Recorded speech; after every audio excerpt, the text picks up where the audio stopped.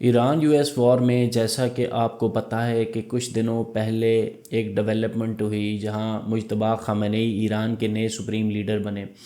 آج مجتبیٰ خامنئی کا as supreme leader پہلا پبلک سٹیٹمنٹ سامنے آیا ہے جس سے کچھ حد تک اس بات کا اندازہ لگایا جا سکتا ہے کہ آخر وہ کس مائنڈ سیٹ کے لیڈر ہیں۔ ان کی سٹیٹمنٹ کی مین ہائی لائٹس میں انہوں نے اس چیز کو واضح طور پر ہائی لائٹ کیا کہ مڈل ایسٹ میں یو ایس کی تمام بیسز ختم کی جائیں، اور اگر ایسا نہیں ہوتا تو وہ مسلسل ان یو ایس بیسز کو اٹیک کرتے رہیں گے۔ اس کے علاوہ انہوں نے کہا کہ ایران اپنے نیبرز کے ساتھ اچھے ریلیشنز رکھتا ہے،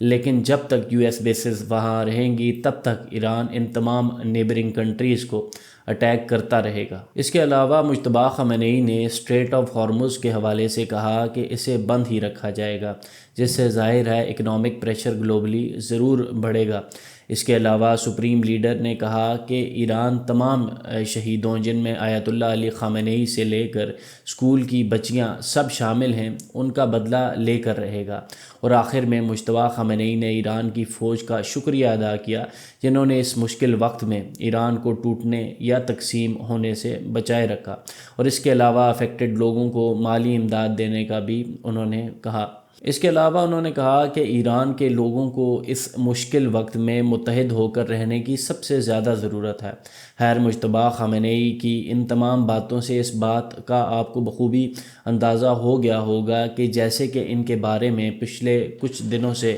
کہا جا رہا تھا کہ اپنے والد کے مقابلے میں یہ کافی ایگریسو اور سخت قسم کے لیڈر ہوں گے، اب مجتبیٰ خامنئی کی سٹیٹمنٹ سے یہ چیزیں مزید کلیئر ہو رہی ہیں،